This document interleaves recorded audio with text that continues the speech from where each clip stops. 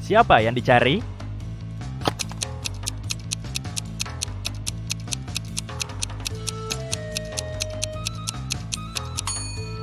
Cewek yang di sebelah kanan, tai lalatnya sama dengan cewek yang di poster.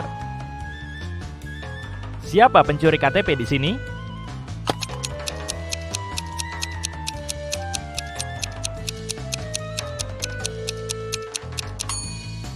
Cowok yang di sebelah kanan, KTP-nya yang asli mencuat di ranselnya. Artinya, yang dia tunjukkan KTP palsu. Siapa penipunya?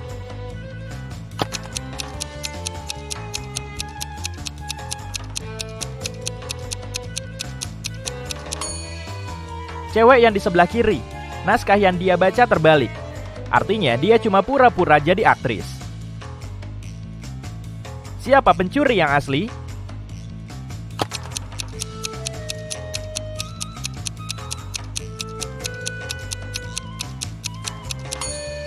Kedua cowok ini pencuri, sementara cowok di kiri mengalihkan perhatian si cewek, cowok satunya siap-siap mencuri ponselnya.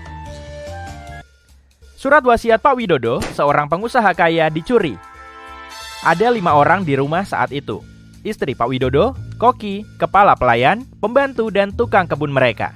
Mereka semua ngasih tahu detektif apa yang mereka lakukan malam itu. Bu Widodo sedang duduk di dekat perapian sambil menyulam. Koki sedang bikin sarapan. Kepala pelayan lagi mengawasi beberapa pekerja di ruang duduk, pembantu lagi nyapu lantai di koridor. Tukang kebun lagi nyiram tanaman di rumah kaca. Setelah obrolan itu, detektif langsung menahan pencurinya. Siapa yang bersalah dan bagaimana detektif tahu?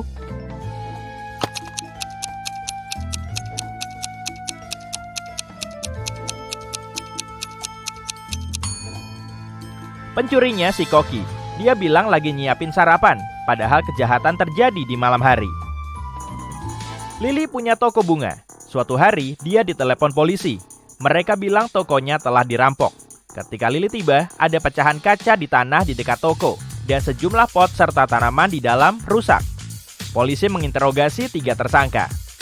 Yakub, mantan Lili, bilang, "Aku lagi buru-buru dan enggak ngeliat jendela pecah waktu ngelewatin toko. Aku baru sadar ada masalah waktu dihubungi polisi."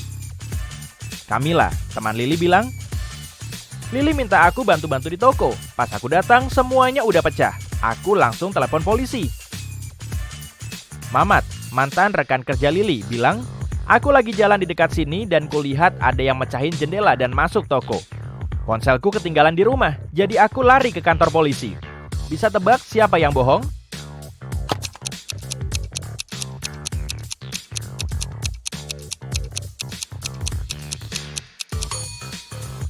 Mamat bohong.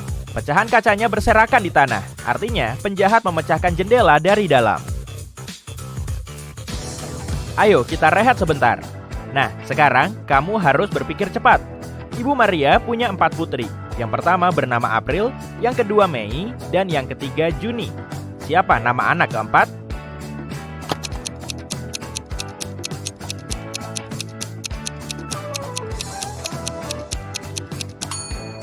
Tentu saja Maria.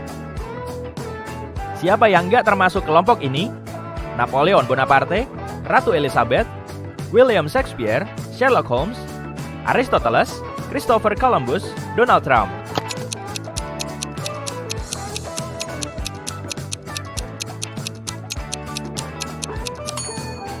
Sherlock Holmes, dia satu-satunya karakter fiksi dalam daftar itu. Ada 8 cewek di rumah ini, dan masing-masing sedang sibuk dengan sesuatu. Cewek pertama nyiapin makan malam. Cewek kedua nyalain perapian. Cewek ketiga main catur. Cewek keempat baca buku. Cewek kelima menggambar. Yang keenam membersihkan rumah. Dan yang ketujuh menyiram tanaman. Apa yang dilakukan cewek ke-8?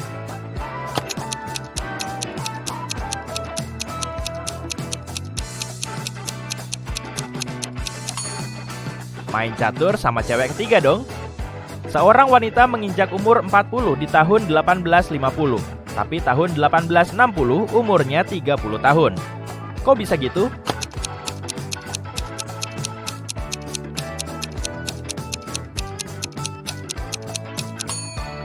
Ini cuma bisa terjadi kalau tahun 1860 lebih awal dari 1850. yang artinya wanita itu menginjak umur 40 di tahun 1850 sebelum Masehi dan umur 30 di tahun 1860 sebelum Masehi.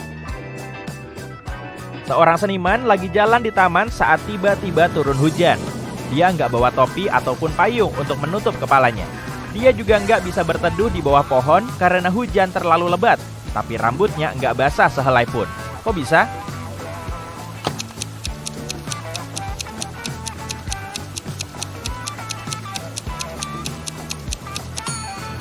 Seniman itu gundul.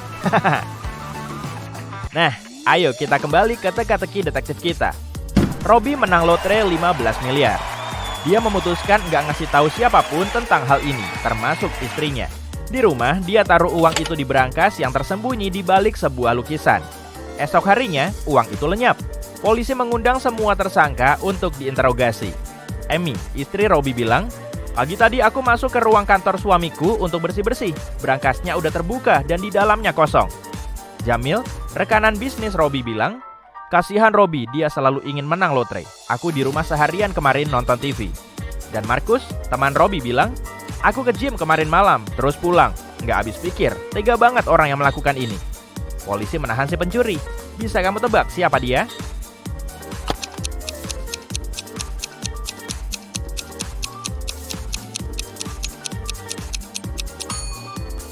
Rekanan bisnis Robby. Robby nggak ngasih tahu siapapun bahwa dia menang lotre. Istrinya melihat berangkas kosong saat masuk ruangan, tapi dia nggak tahu apa isinya. Marina mengikuti kejuaraan seluncur indah. Dia adalah pesaing kuat dan banyak orang yakin dia akan menang. Pas waktu pemanasan habis, semua peserta mulai persiapan tampil. Marina tampil pertama. Dia keren, tapi tiba-tiba dia tergelincir dan kakinya patah, jadi dia nggak bisa melanjutkan. Penyelidikan mengungkap ada yang merusak sepatunya. Polisi menginterogasi 3 tersangka. Ana bilang, "Aku nggak ngapa-ngapain, tapi aku lihat Lina dan Kiki masuk ruang loker sebelum Marina tampil. Mereka yang merusak sepatu Marina." Lina bilang, "Iya, aku emang masuk ruang loker buat ngambil barang-barangku, tapi aku nggak lihat Kiki kok." Dan Kiki bilang, "Iya, soalnya aku latihan di gym sampai tiba giliranku. Lagian, Ana bohong. Aku lihat dia di ruang loker." Bisa tebak siapa yang bohong?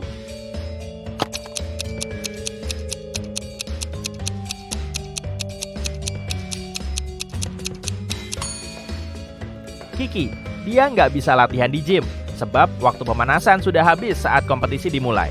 Inilah yang terjadi. Kiki masuk ruang loker dan merusak sepatu Marina.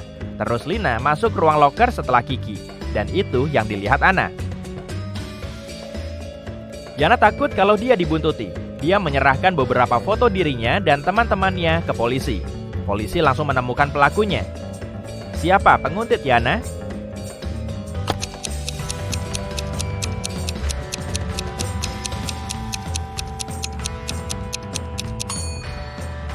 Teman Yana, Miko. Cuma dia yang ada di semua foto dan kadang dia bahkan berusaha menyembunyikan identitasnya. Barang buktinya nggak cukup buat menyatakan kesalahan tersangka di suatu penyelidikan. Detektif Arif memutuskan untuk menyelidiki rumah mereka, berharap untuk menemukan petunjuk. Dan sebenarnya, dia menemukan sesuatu, sebuah ruang rahasia. Tapi ruang itu punya kunci kombinasi dan kata IDEA tertulis di atasnya. Ada ide kodenya apa?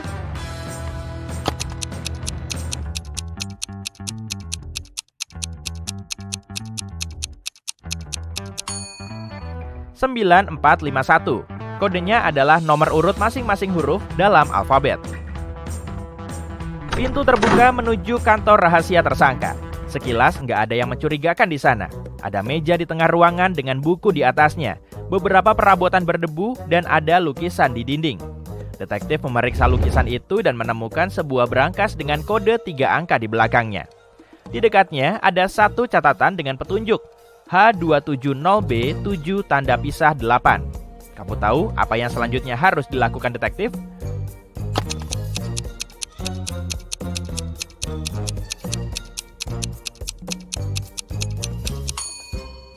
Detektif sadar bahwa catatan itu berarti halaman 270 baris 7 sampai 8. Dia harus mengecek buku di atas meja. Detektif menemukan baris yang tertera di halaman 270. Bunyinya, Setelah menelusuri gurun selama 4 hari 3 malam, aku bertemu sepasang musafir. Mereka memberiku makanan dan salah satu unta mereka. Ini adalah petunjuk untuk memecahkan kode berangkas. Apa kodenya?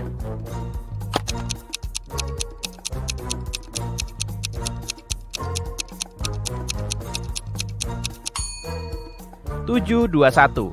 4 hari 3 malam, totalnya 7. Sepasang musafir berarti 2.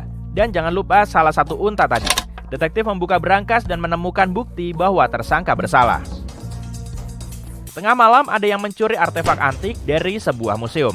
Penjaga museum bilang pelakunya adalah perampok. Detektif Arif langsung tiba di TKP dan menginterogasi penjaga. Lelaki itu bilang, "Aku lagi ngecek museum, tiba-tiba kulihat bayangan gelap.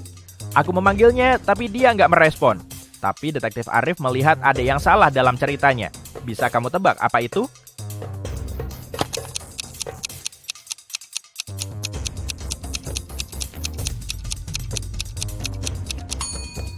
Di lantai cuma ada jejak kaki satu orang. Kalau ada penjaga dan penjahat di museum, bukankah harusnya ada 2 pasang jejak kaki?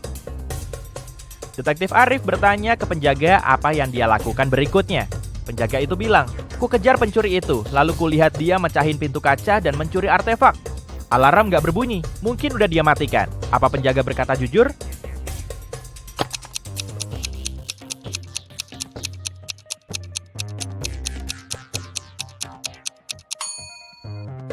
Pintu itu memang pecah, tapi terbuka juga tuh.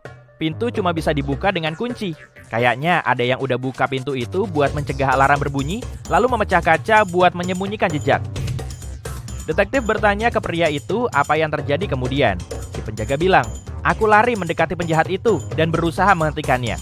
Tapi dia nyemprotin sesuatu ke mataku dan aku pingsan. Waktu bangun, aku langsung telepon polisi." Apa dia berkata jujur?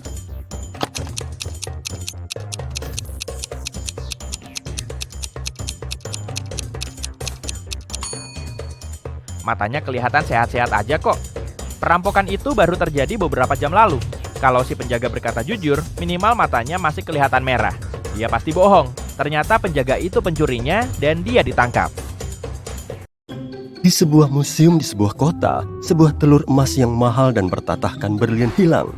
Para pekerja museum menyadarinya di pagi hari, dan tentu saja mereka segera melaporkan pencurian tersebut ke polisi. Detektif terbaik di kota itu mulai menyelidiki kasus ini. Dia dengan hati-hati memeriksa rekaman dan mengidentifikasi 3 tersangka utama. Kemudian, dia melihat sidik jari di kaca tempat telur diletakkan. Perhatikanlah sidik jari ini dan tangan para tersangka. Siapa yang bersalah?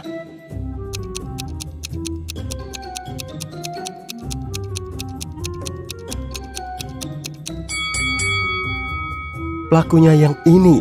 Lihat. Sidik jari-jarinya nggak penuh karena ada sesuatu yang menghalangi. Orang ini memakai cincin di sana, jadi ini sidik jarinya. Di sebuah kota kecil, seseorang mencuri kalung perak mahal untuk seekor kucing yang bertahtakan berlian dan permata berharga. Pemilik toko menelepon polisi dan penyelidikan pun dimulai. Ada 3 orang tersangka. Pak Johnson bilang, "Aku datang untuk mencari anting-anting untuk ulang tahun putriku. Kami nggak punya hewan peliharaan." Bu Martin bilang, "Aku membeli gelang untuk diriku sendiri. Aku nggak mencuri apapun." Bu Tanner bilang, "Aku nggak tahu apa yang kamu bicarakan."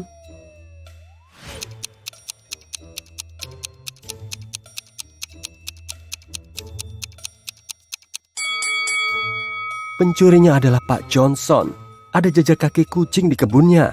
Jadi keluarga ini jelas punya hewan peliharaan. Ada seorang perampok di kota dan gak ada yang bisa menangkapnya selama beberapa bulan. Setelah kejadian lain, polisi melihat perampok tersebut memasuki sebuah rumah sakit. Mereka masuk dan bertemu dengan 2 orang dokter. Manakah di antara mereka yang palsu dan sebenarnya perampok?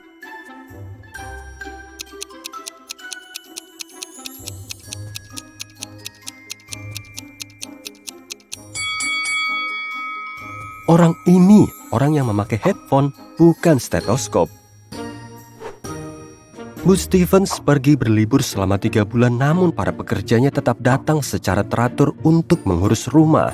Ketika dia kembali, dia menyadari salah satu pekerjanya melewatkan beberapa pekerjaan dan pergi berlibur tanpa rencana. Siapakah dia? Tukang kebun yang merawat taman di luar rumah? Pembantu rumah tangga yang mengurus segala sesuatu di dalam rumah? Atau tukang cat yang datang untuk mengecat rumahnya?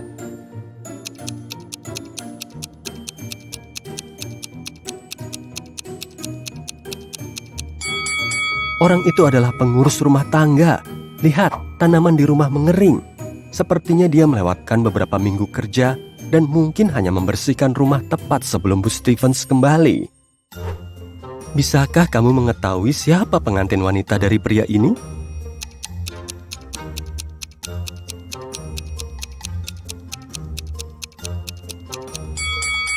Ini wanita yang ada di sini. Lihat, dia punya tato yang sama dengan pria itu. Polisi di sebuah kota kecil mendapat pesan bahwa monster secara diam-diam membanjiri kota dan sekarang hidup di antara manusia. Ini bukan masalah, tapi polisi memutuskan untuk mengidentifikasi mereka semua untuk mengawasinya. Bisakah kamu membantu polisi mengidentifikasi di rumah mana saja para monster itu tinggal? Inilah tugas pertama. Kamu melihat dua rumah dan vampir tinggal di salah satunya. Yang mana?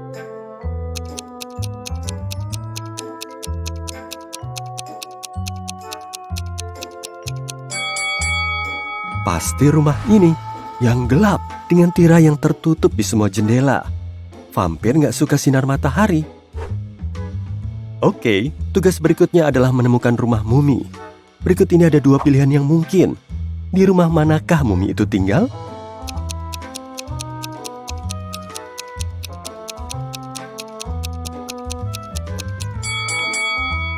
Yang ini, lihat, ada perban di sekeliling rumah. Makhluk berikutnya yang perlu kita kenali tempat tinggalnya adalah kurcaci. Lihatlah ke dalam dua rumah ini. Bisakah kamu mengetahui di mana tempat tinggal kurcaci?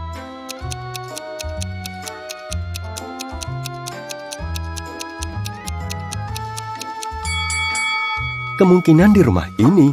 Semua perabotannya lebih kecil dan ditempatkan jauh lebih rendah daripada di rumah yang satunya. Jadi, ini pasti tempat tinggal seseorang yang kecil, seperti kurcaci. Sekarang, kita harus menemukan rumah seekor sentor. Perhatikan kedua rumah ini dengan seksama. Bisakah kamu mengidentifikasi rumah yang mana?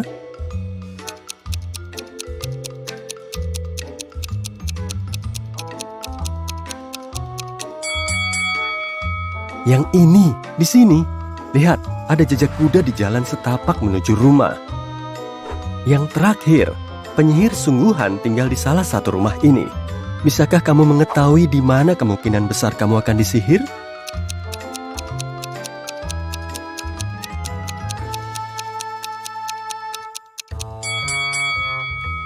Kamu lihat kucing hitam yang lucu ini? Itu adalah sahabat penyihir yang terkenal. Jadi tebakanku adalah rumah ini. Pada suatu malam di bulan Januari yang dingin, Delaney ditemukan gak sadarkan diri di ruang ganti ketika sahabatnya Jane datang mencarinya. Dia sedang berada di sebuah pesta rumah dengan sekelompok mahasiswa. Polisi menginterogasi beberapa mahasiswa, menanyakan di mana mereka berada pada saat kejadian. Allison bilang, "Aku berada di lantai atas sepanjang waktu, menari dengan teman-temanku." Liam bilang, "Aku pergi ke kios untuk membeli permen untuk pacarku. Di sana hanya ada minuman dan keripik." Oliver bilang, "Aku sedang berbicara dengan seorang gadis. Dia sepertinya menyukaiku." Siapa yang harus dibawa ke kantor polisi?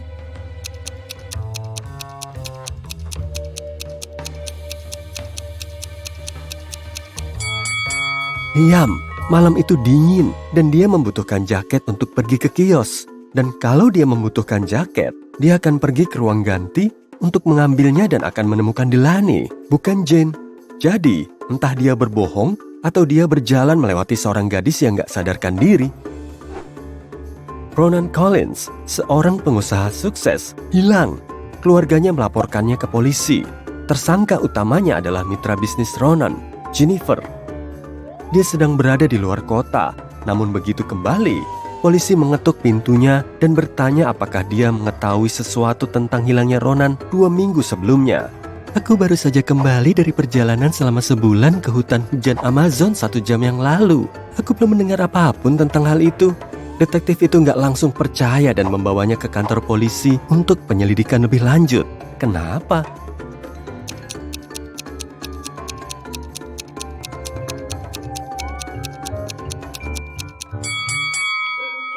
Dari foto-foto tersebut, kita bisa melihat dengan jelas Jennifer mewarnai rambutnya. Dia bilang dia baru saja kembali dari perjalanannya yang berlangsung selama 1 bulan penuh, tapi rambutnya diwarnai dengan sempurna. Seharusnya, beberapa akar rambutnya akan tumbuh, jadi dia berbohong setidaknya tentang sesuatu. Esme sedang berjalan-jalan di hutan dan tersesat, namun dia menemukan rumah seorang penyihir, masuk ke dalamnya, mengelus-ngelus kucing hitamnya, dan meminta penyihir itu untuk membawanya pulang. Penyihir itu sedang sibuk mengoperasi seekor katak, tikus, dan burung gagak. Dia menggunakan sarung tangan penyembuh ajaib, tapi dia hanya punya 2 pasang. Jadi, dia membutuhkan bantuan Esme untuk mencari cara, dan kemudian dia akan membawanya pulang. Bagaimana dia bisa mengoperasi ketiga hewan itu dengan 2 pasang sarung tangan ajaib itu tapi tetap bersih?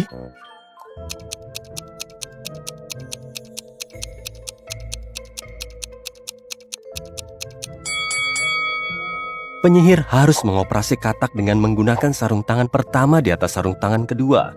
Kemudian, dia harus mengoperasi tikus dengan hanya menggunakan sarung tangan kedua.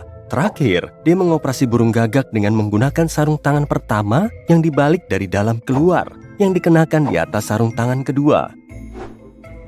Detektif Callum harus melakukan perjalanan ke kota kecil di sebelahnya, di mana anjing-anjing diculik setiap malam, langsung dari rumah. Sudah ada 4 anjing yang hilang, dan semuanya tinggal di jalan yang sama. Mila diculik pertama kali, lalu Karma pada malam berikutnya. Setelah itu Jake, dan kemudian Mr. Sniffer. Hanya tersisa 3 anjing yang tinggal di jalan itu. Bisakah kamu mengetahui anjing mana yang akan menjadi target berikutnya?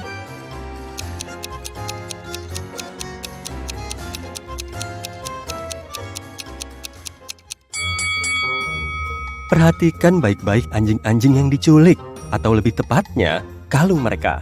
Anjing pertama yang diculik memiliki kalung berwarna merah. Karma memiliki kalung berwarna oranye. Lalu Jake mengenakan kalung berwarna kuning, dan Mr. Sniffers memiliki kalung berwarna hijau. Sepertinya mereka diculik berdasarkan urutan warna pelangi. Jadi, target berikutnya adalah anjing yang memakai kalung biru. Mason menelepon polisi. Dia melaporkan berangkas logam berisi uang tabungannya telah dicuri. Dia masuk ke kamar tidurnya tepat saat perampok melemparkan berangkas itu keluar jendela dan menghilang dari jendela setelahnya. Jadi, Mason ingin perampok itu ditangkap atau asuransinya membayar uangnya yang hilang. Detektif datang untuk menyelidikinya. "Apakah kamu menyentuh apapun di ruangan itu setelah kejadian?" tanyanya. "Tidak, aku langsung mendatangimu." "Berarti nggak ada perampok," sang detektif menyimpulkan. "Kenapa?"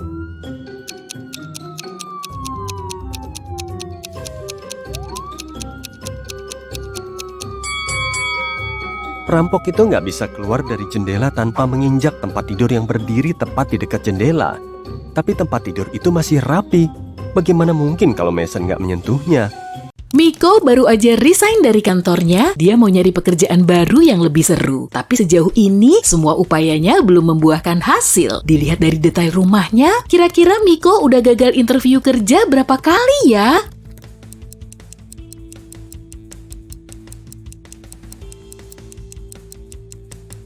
Kamu bisa nemu petunjuknya di kalender. Bulan sebelumnya, Miko nandain semua hari kerja dengan warna hijau dan akhir pekannya diberi warna merah. Saat itu kemungkinan besar dia masih bekerja. Tapi di bulan ini, kalendernya ditempeli 6 stiker I, jadi kemungkinan besar dia sudah mengikuti 6 interview.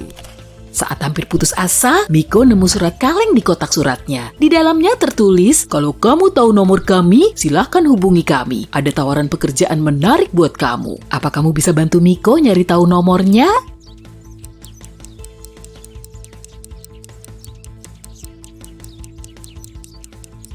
Di situ tertulis angka 713819. Miko pun langsung menelepon nomor itu, kemudian terdengar suara misterius yang memintanya untuk mecahin teka-teki. "Aku bisa bikin 1 orang jadi 2. Apakah aku?" Tak lama kemudian, Miko sudah menerima undangan resmi untuk ikut interview kerja impiannya. Emang tadi Miko jawab apa sih?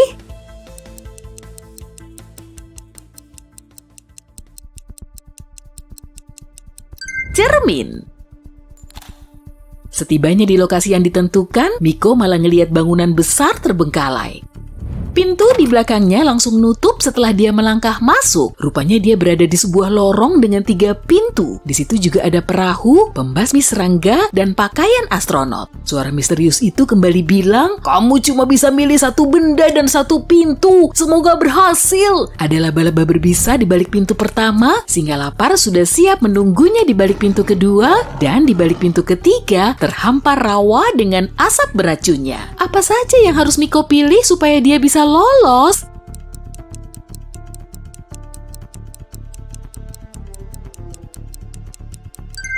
Dia harus milih pakaian astronot dan pintu pertama. Gigitan laba-laba nggak akan bisa menembus pakaiannya. Di ruangan selanjutnya, suara itu menawari Miko istirahat sambil ngopi. Tapi dia harus milih menunya dengan bijak karena di situ cuma ada 1 hidangan yang aman dimakan. Bantuin Miko milih makanan yang tepat dong.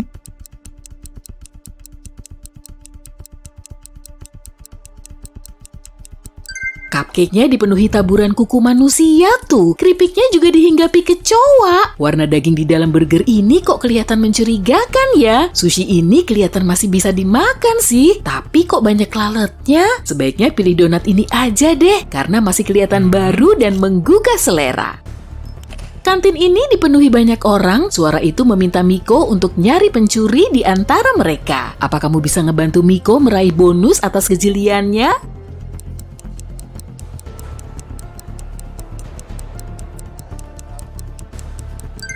Pencurinya pasti cewek ini. Dia ngumpetin sendok di sakunya tuh.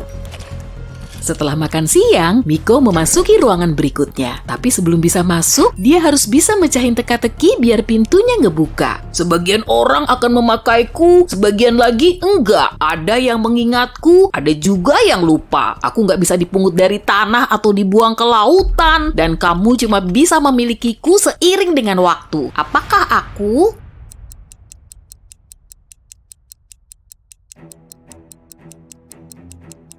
Jawabannya adalah ilmu. Miko memasuki aula pesta indah yang penuh dengan para tamu berkostum dan bertopeng. Suara itu meminta Miko untuk nyari 1 hantu, 1 zombie, dan 1 pencuri di antara semua tamu. Amati mereka baik-baik ya. Apa kamu bisa ngelihat ketiganya?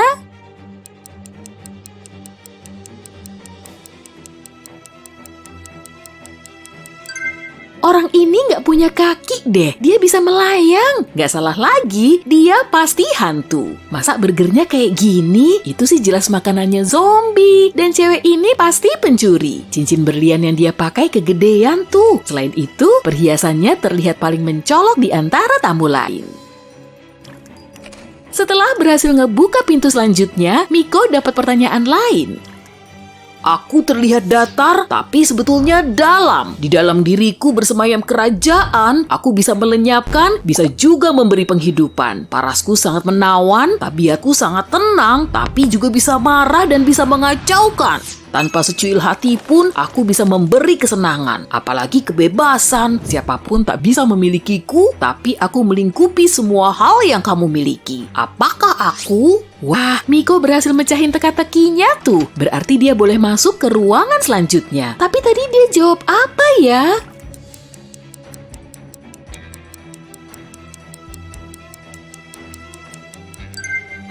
Jawabannya laut.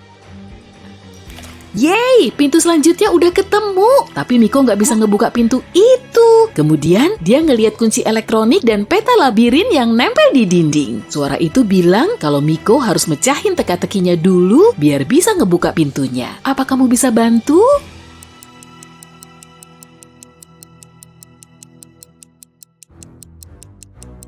Kalau berhasil melalui labirin ini dari awal sampai akhir, Miko akan ngelihat angka 6251. Jadi, dia harus memasukkan angka itu sebagai kode.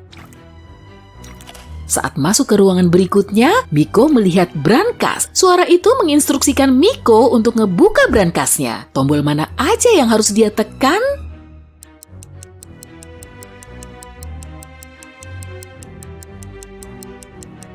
Jawaban teka-teki ini berupa 3 warna. Pin plus K jadi pink, Y plus T jadi white alias putih, dan brow alias alis plus N jadi brown atau coklat. Brankas ini langsung ngebuka setelah Miko mencet tombol yang tepat. Dan ternyata di dalamnya cuma ada 1 koin kecil. Di ruangan berikutnya nggak ada banyak perabot. Di situ cuma ada mesin penjual otomatis jadul. Miko kemudian mendekatinya dan melihat kunci kecil di dalam mesin. Tiba-tiba dinding di situ mulai berguncang dan ruangannya makin sempit. Suara itu meminta Miko agar tetap berhati-hati karena mesin itu rusak dan beberapa kabelnya telah putus. Tombol mana yang harus Miko tekan agar dia bisa keluar dari ruangan ini?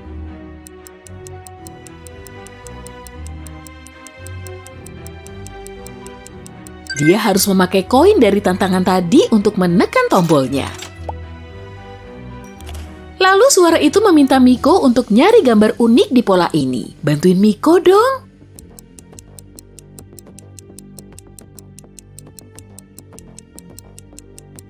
Gambar pasangan ini kelihatan paling beda.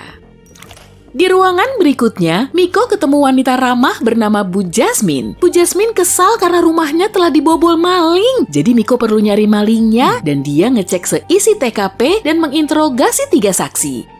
Petugas kebersihan Sarah bilang kalau pekerjaannya udah selesai jam 11 malam. Kemudian dia pulang. Bondan, seorang pejalan kaki, mengatakan kalau dia ngelihat sosok bertopeng di jendela rumah Bu Jasmine. Karina, tetangganya, baru pulang dari rumah pacarnya di luar kota. Siapa yang udah bohong?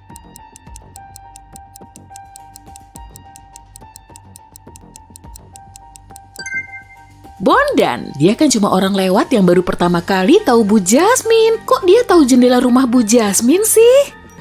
Malam semakin larut, tapi misi aneh Miko belum selesai juga. Dia memasuki toko perhiasan dan pemiliknya ngasih tahu tugas Miko berikutnya. Seseorang telah membobol toko ini dan mengambil berlian paling mahal. Tapi untungnya si pencuri meninggalkan sidik jari di pecahan kaca. Ada 3 tersangka, yaitu manusia serigala, elf, dan zombie. Bantu Miko nangkep pencurinya ya.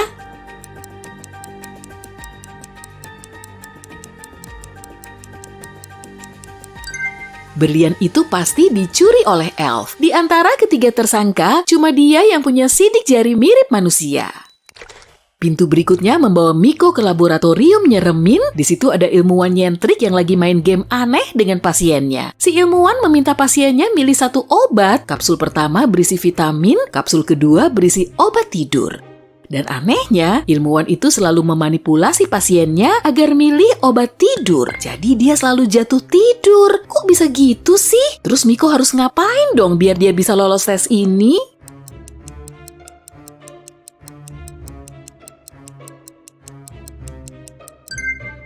Kedua obat ini sebetulnya nggak berbahaya, tapi ilmuwan itu nambahin zat khusus ke segelas air yang dia kasihin ke pasien untuk minum pil. Jadi Miko harus nuker gelasnya atau nggak minum airnya biar dia tetap sadar. Pintu berikutnya terkunci, tapi Miko ngelihat 6 tombol yang masing-masing bergambar lilin, api, sarung tangan, gunting, apel, dan bohlam. Suara itu bilang, aku dibawa ke ruang gelap kemudian dibakar, dan saat aku nangis, kepalaku terpotong. Apakah aku? 1 menit kemudian, Miko sudah melenggang ke tantangan berikutnya. Tombol mana yang dia tekan untuk ngebuka pintu?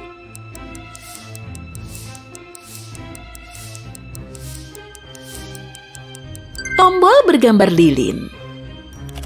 Duh, mati lampu. Miko langsung kepleset hingga tubuhnya jatuh ke kolam renang. Saat lampunya nyala lagi, dia ngeliat 3 cewek kembar. Ketiganya kelihatan seperti cewek biasa dan mereka memang ngaku sebagai manusia. Tapi nyatanya, 2 di antaranya adalah putri duyung. Gimana cara Miko nentuin cewek yang jadi manusia asli?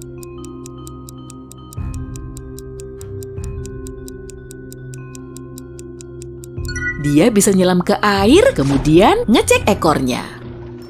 Kedua putri duyung itu malah nahan Miko di kolam renang. Cowok itu harus ngejawab teka-teki lain dulu. Gerakku sangat cepat dan kamu gak akan bisa melihatku. Tapi orang lain bisa melihatku dan aku juga bisa menemanimu sampai nafas terakhirmu. Apakah aku? Kamu bisa ngebantu Miko mecahin teka-tekinya nggak?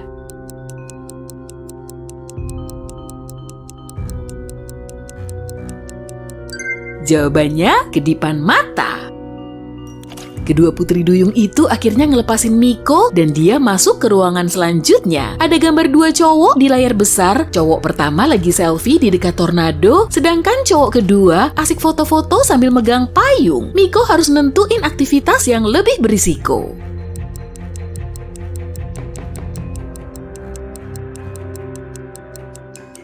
Tornadonya deket banget tuh. Posisi cowok pertama jelas lebih membahayakan, sementara cowok kedua masih bisa foto-foto sebentar kok. Di ruangan selanjutnya, Miko melihat 5 zombie di balik jeruji. Mereka diduga telah nyuri mobil, jadi Miko harus nentuin pencuri yang sebenarnya. Apa kamu bisa nebak?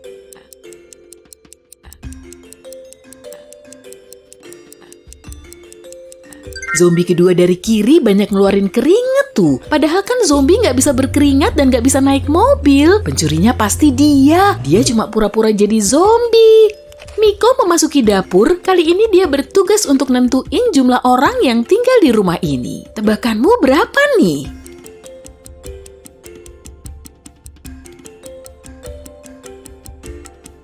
Tiga orang. Di situ ada 3 minuman dan 3 kursi.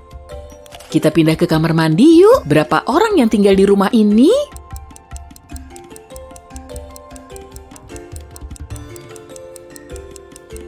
Cuma 1, sikat giginya masih ngejomblo tuh.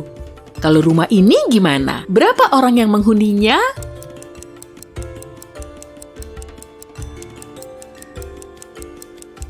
Ada 2. Lihat aja foto ini. Miko ngeliat 3 musisi lagi latihan di garasi sebelum mereka tampil. Suara itu muncul lagi dan kamu diminta untuk nyari detail aneh di gambar ini. Apa kamu sudah melihatnya?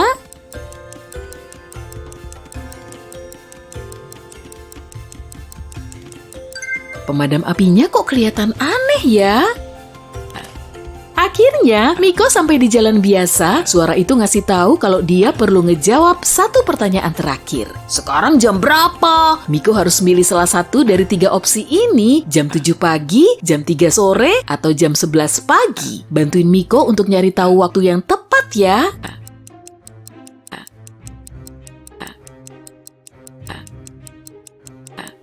Jawabannya jam 7 pagi. Lampu jalannya memang masih nyala, tapi matahari sudah bersinar dari arah timur. Selamat Miko, kamu diterima kerja.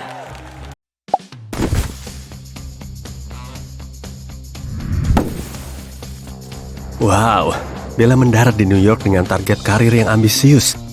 Dia bisa naik banyak pilihan kendaraan dari bandara ke pusat kota. Tapi Bella pengen berhemat dan milih naik bus. Dia harus beli tiket seharga $10. Tapi seorang cowok ganteng tiba-tiba muncul dan ngasih Bella penawaran menggiurkan. Hei, aku baru ganti rencana dan aku nggak butuh tiket bus ini lagi. Mau bayarin nggak? $6 aja. Bella setuju dan ngasih dia $6. Keputusan ini salah besar. Kenapa?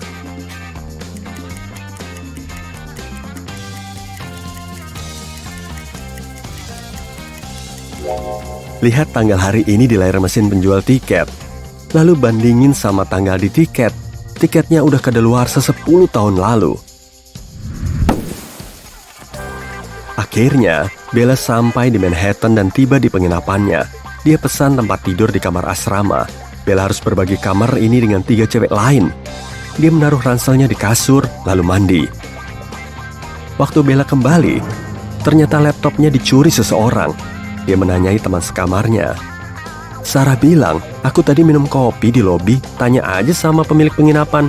Kelly bilang, aku tadi tidur pakai penyumbat telinga dan penutup mata, jadi aku nggak lihat atau dengar apapun.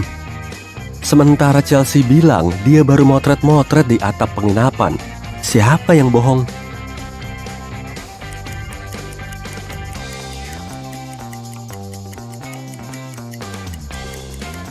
Chelsea, lihat papan di dinding itu. Penginapan ini melarang keras para tamunya naik ke atap. Malam harinya, sekitar pukul 8 malam, Bella lapar banget. Dia pun keluar untuk beli makan. Dia nemu restoran nyaman. Begitu masuk, Bella melihat ada pelayan dan pelanggan yang lagi berdebat. Si pelanggan bilang dia mesen sup tomat. Tapi si pelayan bilang dia cuma mesen coklat panas. Bella langsung tahu siapa di antara mereka yang bohong. Tahukah kamu?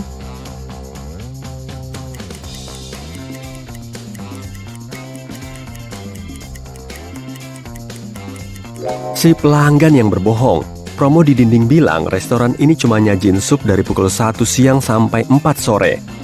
Artinya si pelayan gak bakal mau nerima pesanan sup tomat. Bella selesai memesan. Sambil nunggu, dia ngelihat sekeliling dan merhatiin satu detail aneh. Apa kamu lihat juga?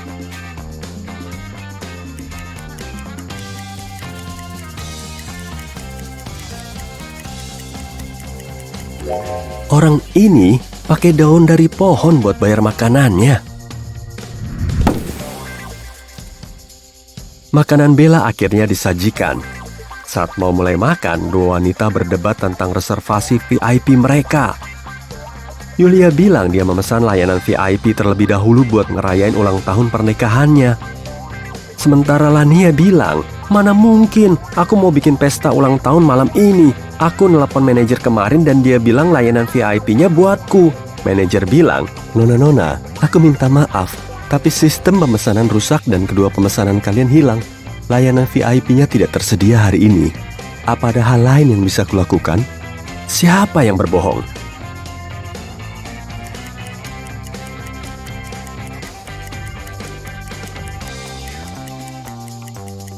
Manajer, lihat saja layarnya. Pesanan Yulia masih ada. Dia berbohong karena Lania ngasih dia uang tip besar untuk memperoleh layanan VIP tanpa perlu memesan. Tuh, lihat. Wah, restoran ini aneh banget. Semoga saja makanannya enak. Setelah makan malam, Bella melihat Lania di kamar mandi wanita. Dia lagi nangis. Bella bertanya, ada apa? Tapi Lania cuma terus nangis. Dia ngasih ponselnya ke Bella dan nunjukin chatnya sama pacarnya. Apa kamu tahu apa yang bikin Lania jengkel?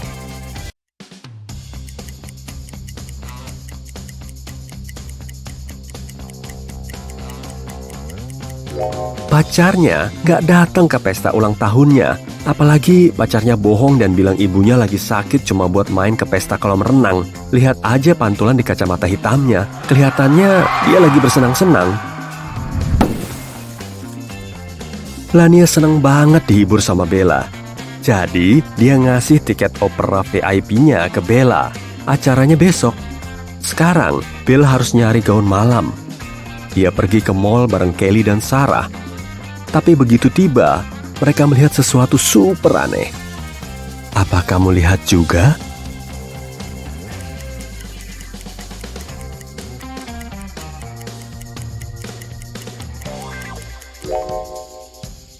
Maneken ini punya 3 tangan.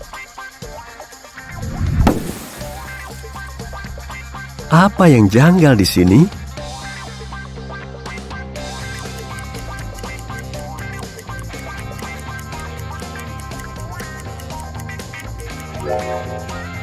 Ukuran pakaiannya tidak sesuai dengan ukuran di gantungan. Bagaimana dengan ruang ganti ini? Ada detail yang aneh?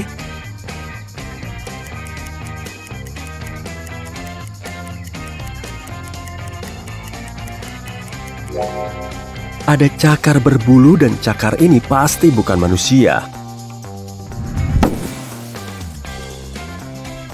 Akhirnya Bella nemu gaun malam yang indah untuk ke opera. Tapi harganya $97. Uang Bella nggak cukup, jadi dia minjem $50 dari Kelly dan $50 dari Sarah. Jadi totalnya $100. Dia beli gaun tadi dan dapat kembalian $3. Bella ngasih $1 ke Kelly dan $1 ke Sarah dan nyimpen $1 terakhir buat dirinya sendiri. Jadi sekarang Bella ngutang $49 ke Kelly dan $49 ke Sarah. Jadi totalnya $98. Kalau kita tambahin $1 yang diambil Bella, totalnya $99. Tapi berarti ada $1 yang hilang. Kemana ya?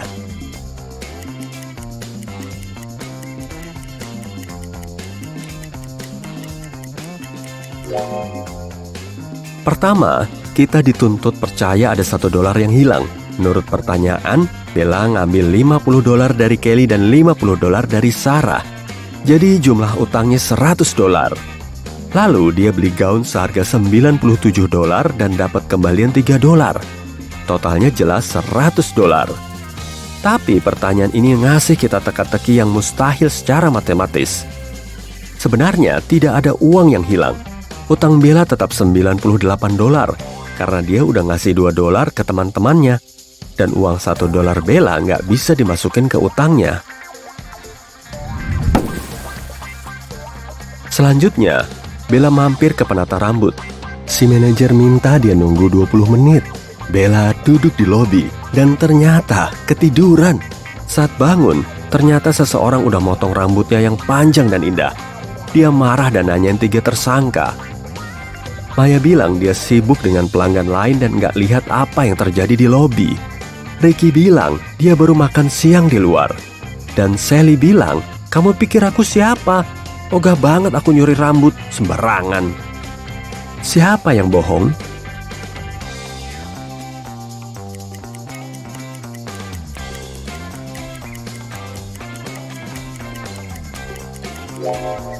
Ada beberapa potongan rambut di pakaian Maya dan Sally, tapi mereka nggak langsung terbukti bersalah. Tapi kotak bekal Ricky masih penuh makanan, berarti dia sibuk kerjain hal lain selama istirahat makan siang.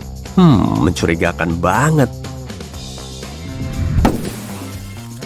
Gaun malam Bella terlalu panjang dan berkelas. Dia nggak mungkin naik kereta bawah tanah ke aula konser.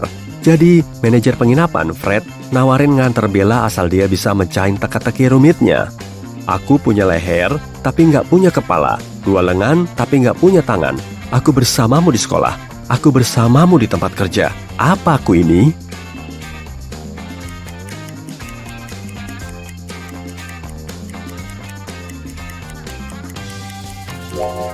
Jawaban yang benar adalah kemeja. Saat jam istirahat, Bella keluar buat nyari udara segar. Dia menikmati malam hari ini bareng tamu lain. Tiba-tiba, pedagang jalanan nawarin Bella kalung berlian seharga $20. Dia langsung setuju dan pakai kalung itu. Tak lama, 3 tamu menghampiri Bella lalu ngambil kalung itu. Pam bilang, dasar nggak sopan. Kalung ini diwarisin turun-temurun di keluargaku. Kalung itu hilang di kamar mandi. Diana bilang, kalung itu mirip banget sama kalungku. Pas lagi jalan di tempat ramai, seseorang mencurinya. Tapi sayangnya koleksi perhiasanku diasuransiin. Sementara Sheila bilang, aku baru sadar kalungnya hilang pas lagi makan prasmanan di lantai 6. Bisa bantu Bella balikin kalung itu ke pemilik aslinya?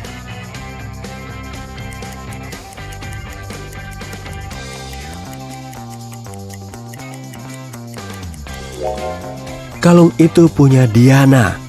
Aula konser ini nggak punya 6 lantai. Pam dan pedagang jalanan tadi punya tato kembar di lengan mereka. Jadi mereka pasti penipu yang bekerja sama. Setelah nonton konser, Lania mengundang Bella ke pesta selanjutnya. Di sana Bella bertemu Tyler. Dia bilang dirinya adalah pemain biola terkenal dan menunjukkan Bella beberapa foto yang membuktikan gaya hidup mewahnya. Tapi Bella langsung tahu dia cuma berbohong. Kok bisa?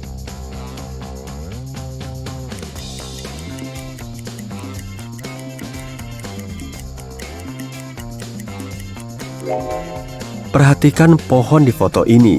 Jelas anginnya bertiup ke kanan. Sementara itu, rambut Tyler terlihat tertiup ke kiri. Foto ini sudah di Photoshop.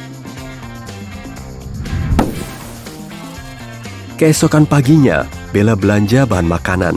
Dia nggak punya banyak uang, jadi dia cuma beli 2 barang, keju dan roti. Lalu membayar total $1,1. Harga kejunya $1 lebih mahal daripada rotinya. Berapa harga rotinya?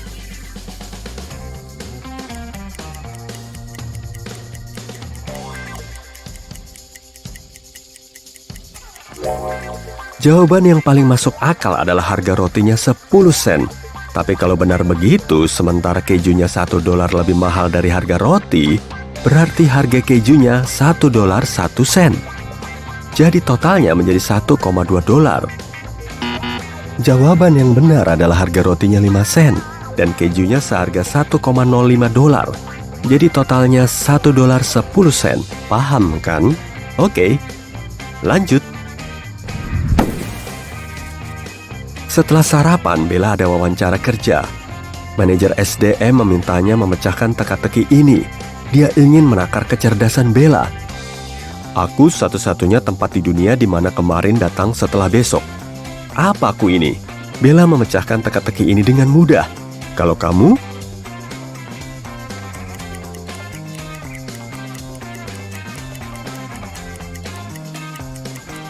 Jawaban yang benar adalah kamus. Bella dapat kerja sebagai kondektur kereta. Pada hari pertamanya bekerja, dia memasuki gerbong untuk memeriksa tiket penumpang. Hanya ada 3 orang di dalam, dan cuma 2 dari mereka yang manusia. Bisa tebak siapa yang bukan manusia?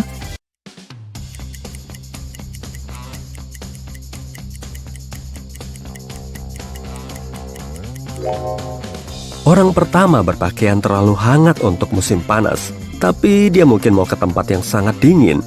Wanita di sana lagi minum cairan hijau. Agak aneh, tapi ada banyak minuman warna-warni di dunia. Sementara pria di tengah, dia tidak punya bayangan. Jadi dia bukan manusia,